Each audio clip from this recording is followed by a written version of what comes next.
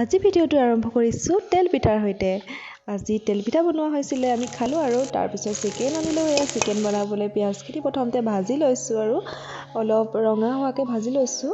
তাৰপিছত চিকেনখিনি কেৰাহীত দি দিছোঁ এয়া, আৰু লাহে লাহে অলপ লৰাই দিছোঁ আৰু আপোনালোকে বাৰু চিকেন ভাল পায় নে নাপায় আপোনালোকে জনাবচোন কমেণ্টত। এয়া আদা নহৰু পেষ্টটো দি দিলোঁ, তাৰপিছত অলপ লাহে লাহে লৰাই দিছোঁ আৰু সিজিব দিম। এয়া হালধি আৰু নিমখ লাহে লাহে দি দিছোঁ অলপ অলপ। তাৰপাছত আমাৰ মাংস বনাবলৈ আৰম্ভ কৰি দিছোঁ আৰু এয়া ভাজি আছোঁ আৰু এয়া কালাৰটো কেনেকুৱা লাগিছে বাৰু? মোৰ অতিকৈ প্ৰিয় মাংস দেই। আপোনালোকে গম পাইছেনে বাৰু, মোৰ জন্মদিন আহি আছে ফেব্ৰুৱাৰী 2 তাৰিখে। আপোনালোকে সকলোৱে মোক উইচ কৰিব আৰু এয়া বাৰ্থডে কথাবোৰ বাদ দিয়ক। এয়া মোৰ মাংস আজি কেনেদৰে বনাইছোঁ দেখাই থাকিম আপোনালোকক। এয়া বিলাহী আলু দি দিছোঁ আৰু কালাৰটো ভাল হ'বৰ কাৰণে।